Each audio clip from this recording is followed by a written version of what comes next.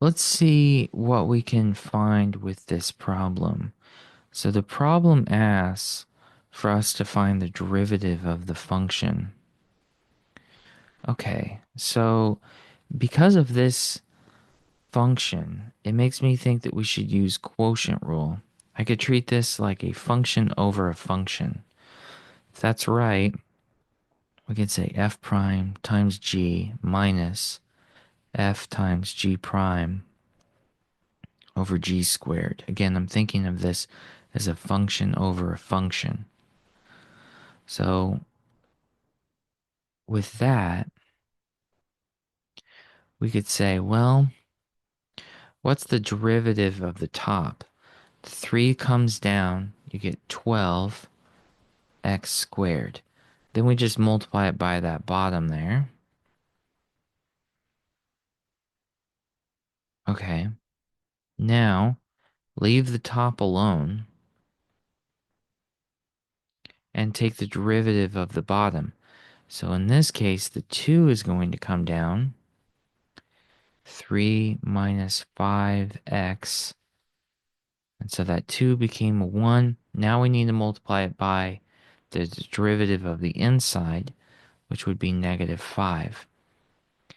And then kind of leave the bottom alone, but we want to square it. Okay, so that's that. What else? Let's see what we can do to kind of clean things up. Well, I could change that denominator there.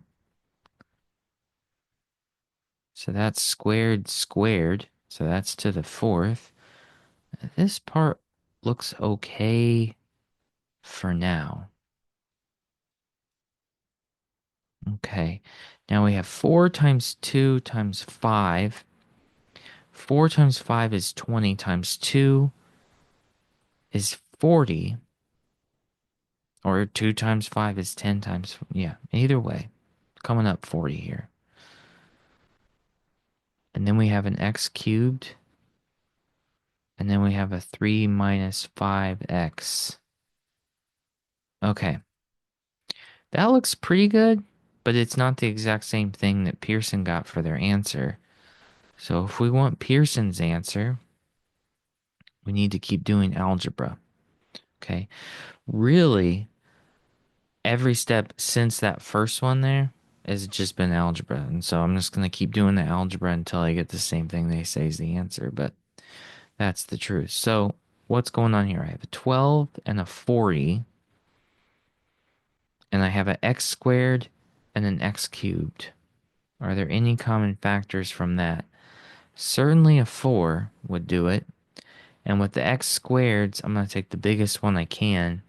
So I'm going to say 4x squared.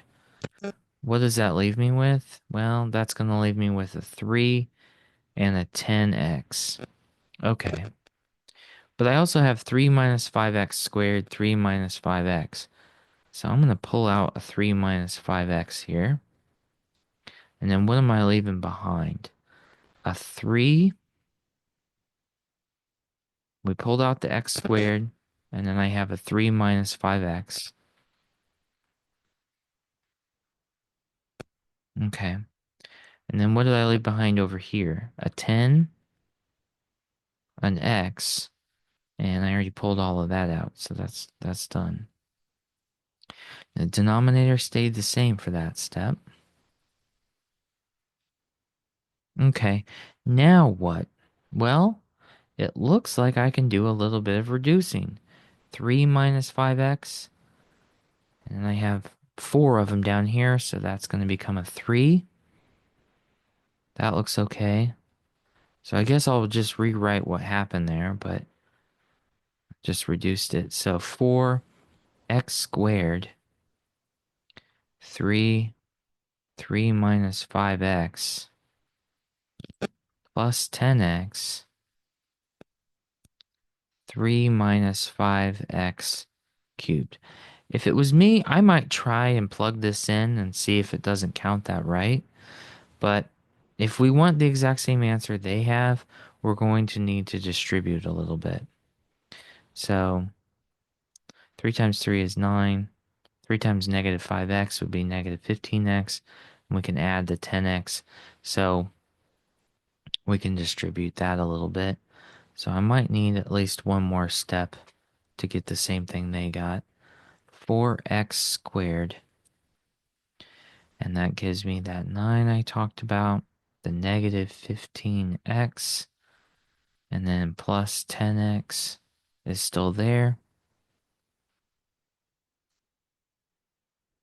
3 minus 5x cubed. And we see here that with negative 5, or I'm sorry, negative 15x plus 10x, that's going to give us negative 5x there. So that's how they got that answer. 4x squared, 9 minus 5x, 3 minus 5x, oops, cubed. There we go. So that should do it. Okay. Well, I hope it's helpful seeing another example of the quotient rule. It's definitely one we want to have a lot of practice with.